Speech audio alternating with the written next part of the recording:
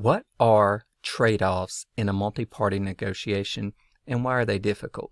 Well, generally in any negotiation, concessions are a big part of the negotiation process. That is, one party gives up one thing and the other party gives up another thing.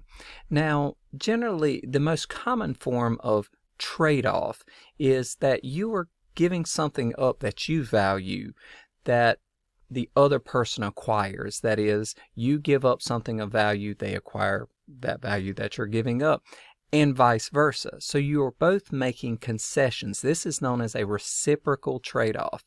Now, in general, we do this with interests that are disparately valued. That is, I care about one issue more than you care about one issue more than I do. That is, I can then trade off and allow you to gain more of the interest that you value, and I lose some of that interest, but I gain more of an interest that I value more, and you lose some of that. That is a reciprocal one-to-one trade-off. Now, this is very difficult to do in group negotiations because you have multiple parties with distinct interests, so these reciprocal trade-offs are difficult. In comes a technique known as circular log rolling. Oftentimes, trade-offs are known as log rolling in that you go down on one side, the other side comes up, and it's a continuous circle in this way, and you add multiple interests to the fray, and you are able to achieve this reciprocal trade-off.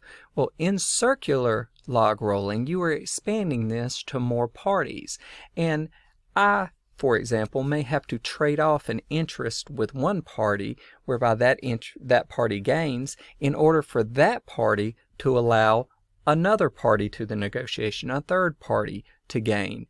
And I will negotiate directly with that third party that I'm willing to allow this scenario to happen if that party who ultimately gains from the scenario is willing to allow me to gain in some interest.